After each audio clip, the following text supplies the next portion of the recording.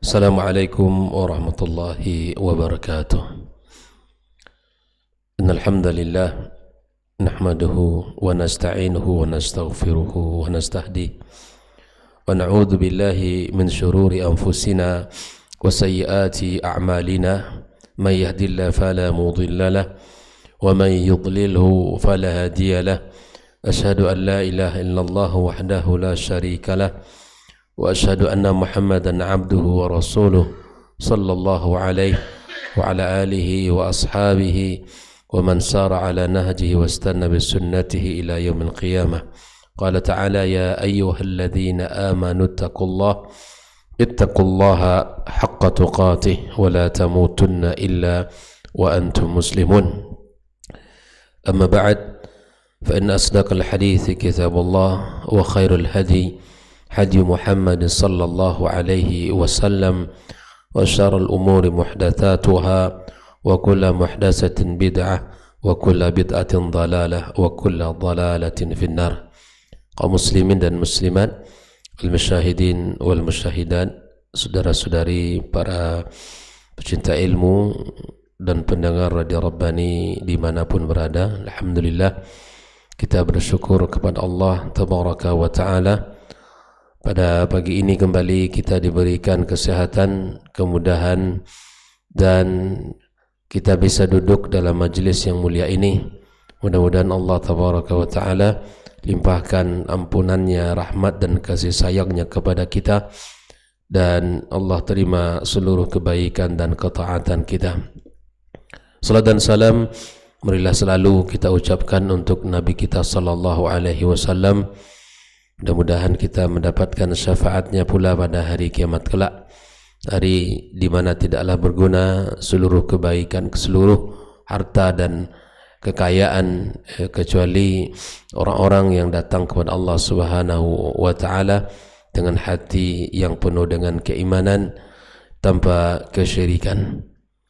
Ikhwafillah, kembali pagi ini kita membahas lanjutan dalam kitab Al-Mulakhas fi Syarhi Kitab Tauhid, yaitu pada halaman yang ke-185. 185 masih dalam pembahasan bab yang ke-22, di mana Nabi sallallahu alaihi wasallam memberikan perhatian besar terhadap kedudukan tauhid dan menutup seluruh jalan-jalan yang mengantarkan kepada kesyirikan. Pagi ini kita membawakan hadis yang pertama atau dalil yang kedua dari pembahasan bab ini, di mana Syekh Muhammad Ibn Abdul Wahhab menukilkan satu hadis dari Nabi sallallahu alaihi wasallam, di mana hadis ini adalah riwayat sahabat yang mulia Abu Hurairah, wa an Abi Hurairah radhiyallahu ta'ala an, dari Abu Hurairah radhiyallahu ta'ala an. Abu Hurairah adalah Abdurrahman ibn Sakhar ad-Dawsi. Qala, dia berkata, qala Rasulullah sallallahu alaihi wasallam, Nabi sallallahu alaihi wasallam bersabda, la taj'alu buyutakum kubura, jangan kalian jadikan rumah kalian itu seperti kuburan. Jangan kalian jadikan rumah kalian seperti kuburan. Wala taj'alu qabri 'ida, dan jangan pula kalian jadikan kuburanku 'id, ya, sebagai tempat berkumpul, ya, yang dilakukan secara berturut-turut atau secara dilakukan secara terus-menerus, ya. Wasallu alayya, maka bersalatlah kalian kepadaku, fa inna salatakum tabluni haitsu kuntum, sesungguhnya salawat kalian itu sampai kepadaku dimanapun kalian berada. Hadis rawahu Abu Dawud dengan sanad hasan dan para rawinya thiqat. Ikhwafillah rahimani wa rahimakumullah, mari kita lihat bagaimana penjelasan daripada hadis ini, di mana Syekh Shalih Al-Fauzan mengatakan beberapa makna mufradatnya. Maksud dari kata la taj'alu buyutakum kubura, jangan jadikan rumah kalian seperti kuburan. Apa artinya? La tu'attiluha min salatin nafilati wad du'ai wal qiraati fatakuna bimanzilatil kubur. Makna dari kalimat ini adalah jangan kalian jadikan rumah kalian seperti kuburan. Artinya jangan kalian tinggalkan rumah kalian, tidak salat sunnah di rumahnya, tidak berdoa, dan tidak pula membaca Al-Quran. Layaknya seperti kuburan. Artinya kuburan kita tidak boleh melakukan ibadah di situ. Maka jangan kalian seperti mayit yang berada di kuburan. Ya, orang tidak bisa lagi salat di sana, tidak bisa lagi ibadah di situ. Maka ini sebuah larangan dari Nabi kita SAW. Ya, karena rumah itu adalah tempat yang paling baik bagi kita untuk menjaga diri dari fitnah. Dan ada hak-hak yang mesti kita tunaikan. Karena sesungguhnya ya, salat yang paling baik itu di rumahnya, kecuali salat-salat wajib. Artinya qabliyah dan ba'diyahnya bisa kita lakukan di rumah kita jika seandainya rumah kita tidak terlalu jauh dari masjid, atau kita melaksanakan salat duha, atau kita qiyamul lail, atau ibadah lain seperti kita baca Quran. Ya, jadikan bagian dari kehidupan rumah kita itu ibadah-ibadah yang dicintai oleh Allah Subhanahu wa ta'ala.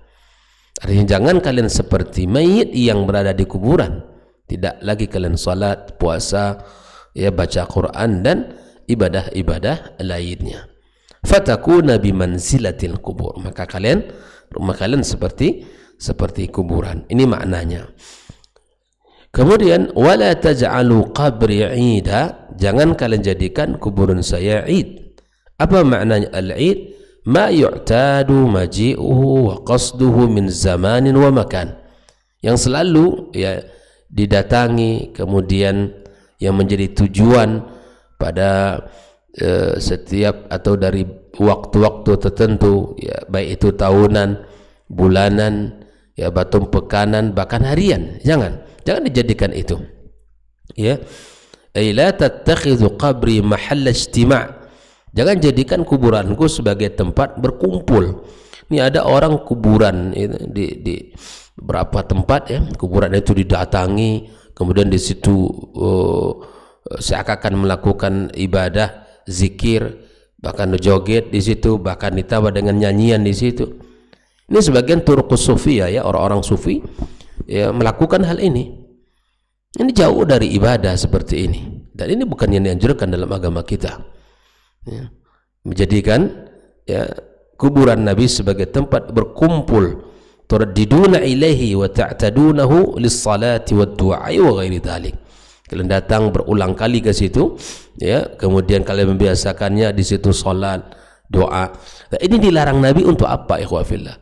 Agar jalan-jalan kesyirikan itu tidak terbuka lebar. Ya. Kita datang ke kuburan Nabi, ucapkan salam dan selawat kepadanya, dan berterima kasih kepada Nabi kita SAW atas juhud yang luar biasa, risalah Islam yang sangat indah yang beliau sampaikan dengan izin Allah, ya, atas izin Allah Subhanahu wa ta'ala semua itu, ya, dan taufik dari Allah Tabaraka wa ta'ala, ya, dan semuanya adalah kebaikan-kebaikan yang disampaikan Nabi kita sallallahu alaihi wasallam. Hal ini dilarang agar seluruh pintu-pintu kesyirikan itu, ya, tertutup. Umat ini tidak mudah melakukannya, tidak bermain-main dengan atas nama ibadah, tidak mengatasnamakan tabarukan atau tawassulan.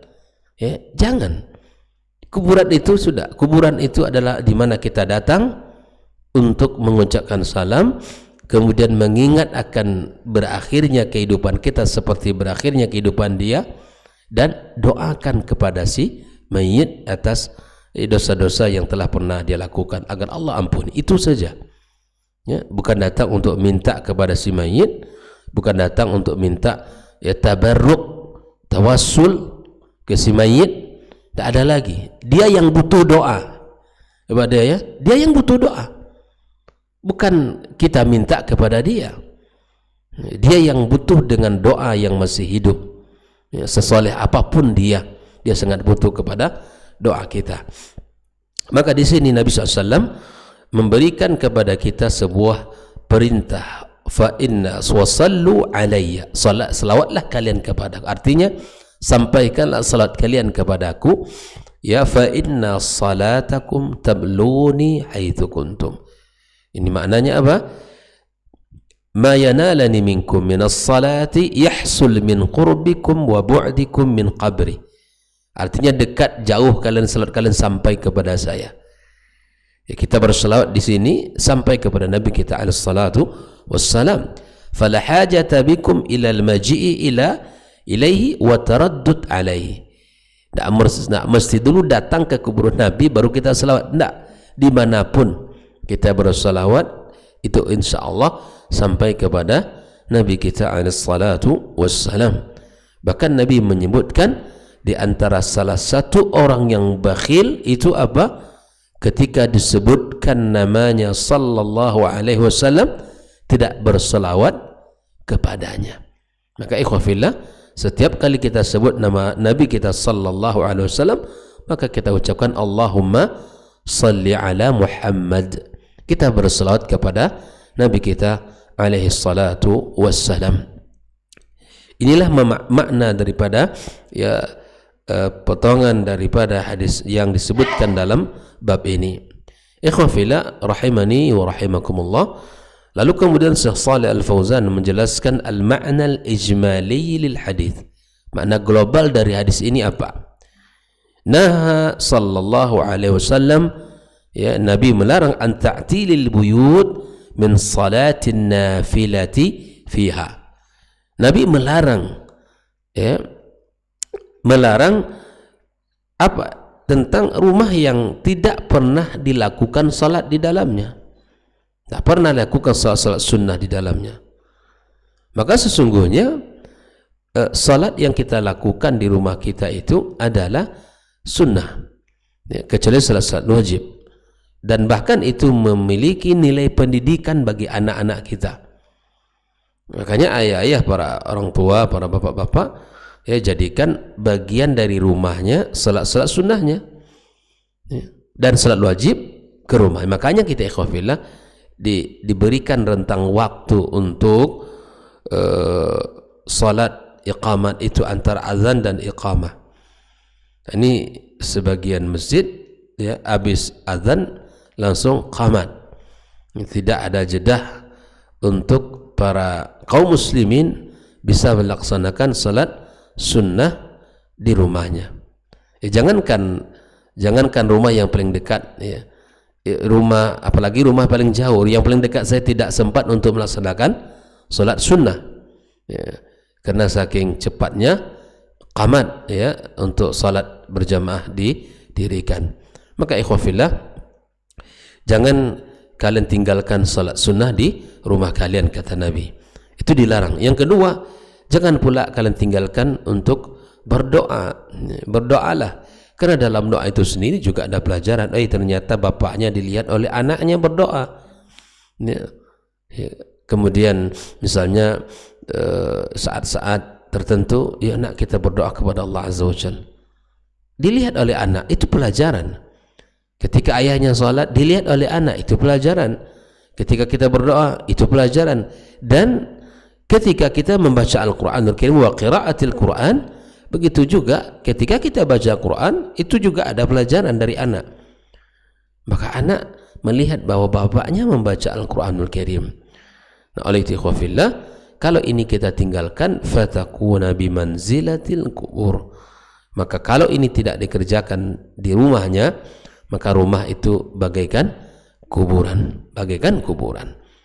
Dalam rumah itu tidak dilakukan di dalamnya salat, baca Quran, zikir, doa, maka orang-orang di dalamnya pun tidak merasakan kedamaian, tidak akan merasakan ketentraman dan kebersamaan. Lianna an-nahya 'anis salati 'indal kuburi qad taqarrara 'indahum fanahahum ayaj'alu buyutahum kadzalik. Maka larangan salat di kuburan itu telah menjadi ketetapan, sebagaimana dilarangnya mereka untuk menjadikan kuburan mereka, rumah mereka seperti kuburan. Jadi Nabi SAW memberikan sebuah gambaran bahwa rumah yang tidak dihidupkan di dalamnya ibadah itu memang seperti kuburan, mayit yang ada di kuburan. Wa naha an tikrari ziyarati qabrihi wal ijtima' indahu ala wajhin mu'tadin. Dan yang kedua, Nabi SAW melarang ya untuk datang ke kuburannya berulang-ulang kali, berkumpul di situ, datang berulang-ulang kali dan berkumpul di situ, kemudian menjadi sebuah kebiasaan ya, li ajli du'a'i wa taqarrub, dan untuk melakukan doa dan berulang-ulang. Dan jangan dipahami ini orang melarang untuk ziarah kubur, bukan. Beda antara orang yang datang ziarah ke kuburan kemudian dengan orang yang datang membuat sebuah kebiasaan ya, itu berbeda dia.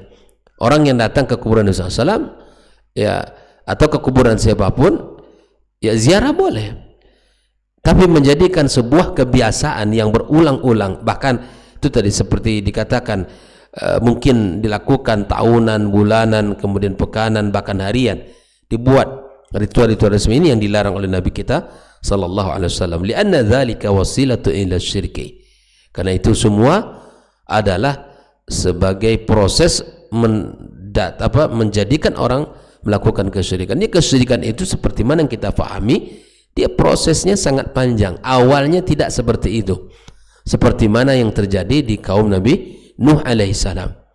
Awalnya bukan ya, awalnya kan ketika para as-salihin mereka meninggal dunia, maka orang-orang yang hidup di masa itu ingin mengingat orang-orang itu semua, maka dibuatlah gambar-gambar mereka ya, dibuat dan ditaruh di tempat mereka biasanya duduk.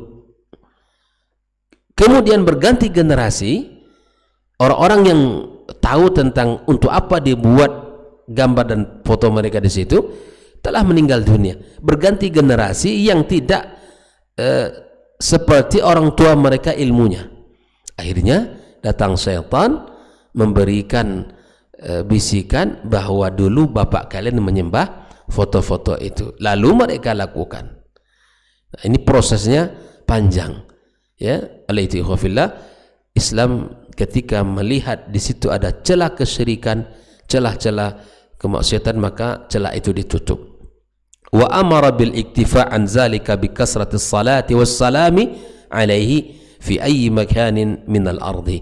Nabi SAW menyuruh kita untuk cukup berselawat kepadanya ya, dimanapun kita berada. Lianna dzalika yablughu min al qarib wal ba'id, karena selawat yang disampaikan, yang diucapkan sampai kepadanya ya, baik itu dari yang jauh maupun yang dekat.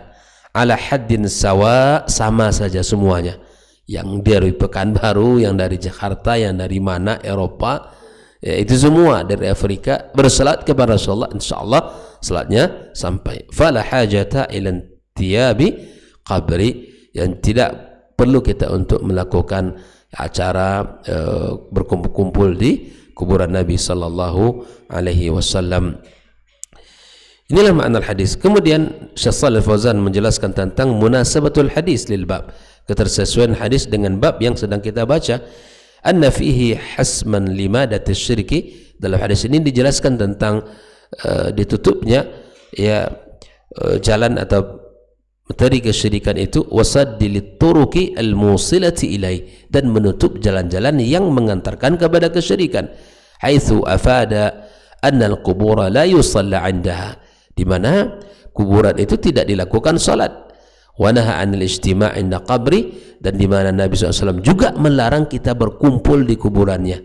Wa i'tiyadil maji' ilai, dan membiasakan datang ya ke situ, tidak boleh oleh Nabi SAW. Kita terus-menerus datang kemudian dengan melakukan ritual-ritual, lianna dzalika mimma yuwassilu ila syirk, karena itu adalah akan mengantarkan manusia kepada kesyirikan. Ikhwafillah, inilah ketersesuaian hadis dengan bab yang sedang kita baca, di mana usaha Nabi SAW untuk menjaga tauhid ini sangat luar biasa, karena dia yang mengajarkan, dialah yang menjaganya dan mengajak kita untuk menjaganya. Pembahasan ma yustafadu minal hadis, apa yang bisa kita ambil dari hadis ini? Satu, saddut turuq. Saddut turuq itu menutup jalan-jalan al-mufdiyati ila syirki, yang mengantarkan kepada kesyirikan. Ya, minas salati indal kubur, di antara bentuknya salat di kuburan. Wal ghulu fi qabri sallallahu alaihi wasallam, dan ghulu terhadap kuburan Nabi kita alaihi salatu wassalam.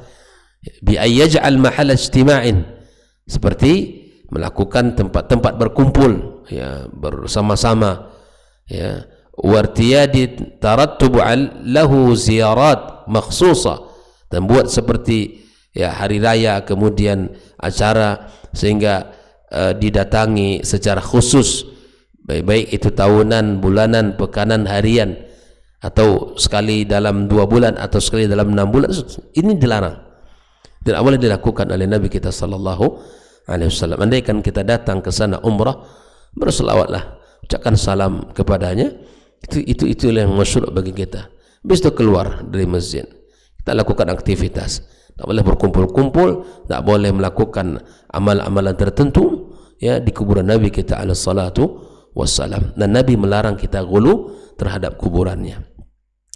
Yang kedua, masyru'iyatus salati wassalami alaihi fi jami' anha'il ard, dan disyariatkan bagi kita untuk mengucapkan salat dan salam kepadanya, dia di seluruh, ya, anha'il ard, dimanapun kita berada di muka bumi ini. Karena salat dan salam adalah perintah Allah tabaraka wa ta'ala. Ya, innallaha wa malaikatahu yusalluna 'alan nabi ya ayyuhalladzina amanu sallu 'alaihi wa sallimu taslima. Jadi ibadah, ya, salatlah kepada Nabi kita SAW. Di antara amalan yang sangat dianjurkan untuk berselawat adalah di hari Jumat. Walaupun di seluruh hari kita dianjurkan, namun di hari itu sangat disyariatkan. Yang ketiga, annahu la maziyata lil qurbi min qabri sallallahu alaihi wasallam.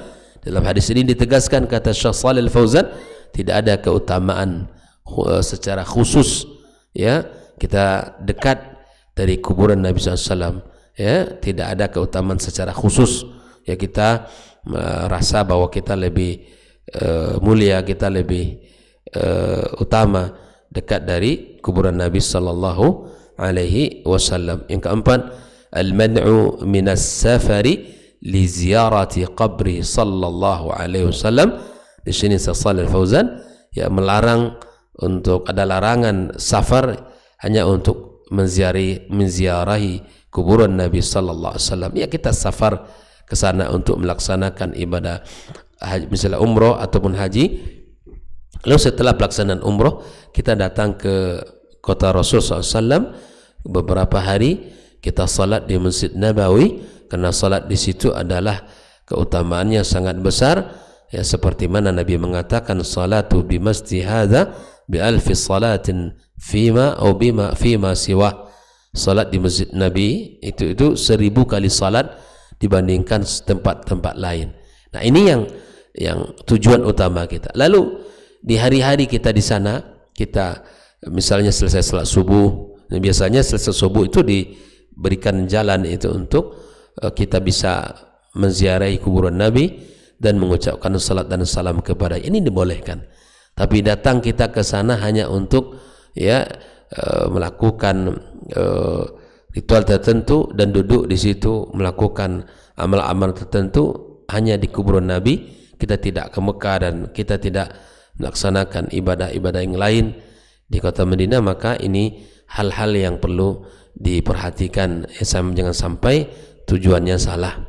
Yang kelima, himayatuhu sallallahu alaihi wasallam janabat tauhid, adalah bentuk perhatian Nabi kita dan penjagaannya terhadap, ya, kedudukan tauhid, keagungan tauhid, karena inilah kunci keselamatan kita bersama. Begitu besar perhatian Nabi kita alaihi salatu wassalam terhadap keselamatan tauhid, maka ini menunjukkan bahwa tauhid adalah kunci utama keselamatan kita. Maka benahi tauhid kita, keyakinan kita, akidah kita.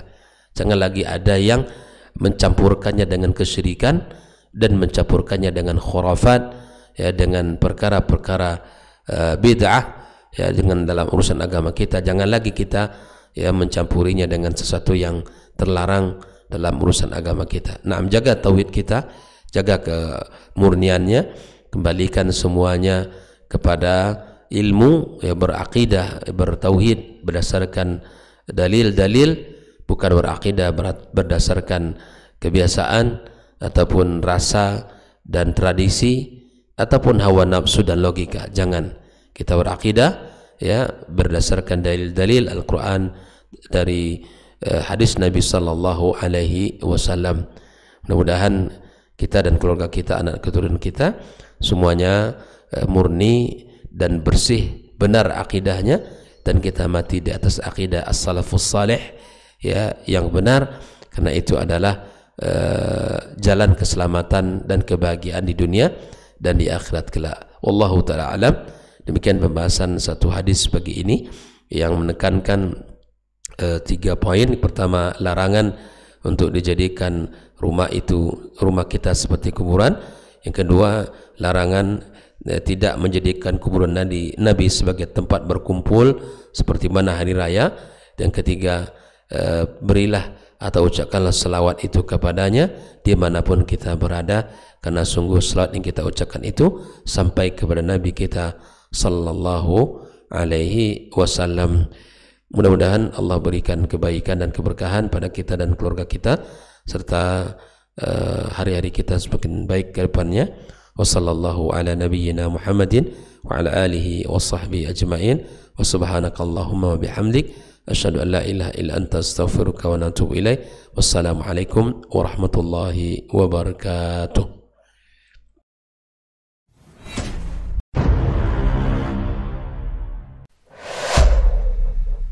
Dunia dan seisinya ini bagi Allah tak sama nilainya dengan sebelah sayap lalat. Barang siapa yang beramal untuk akhiratnya, Allah akan cukupkan baginya urusan dunia. Sayati zamanun 'alan nasi as-sabiru fihim qalqabit al-jamarah.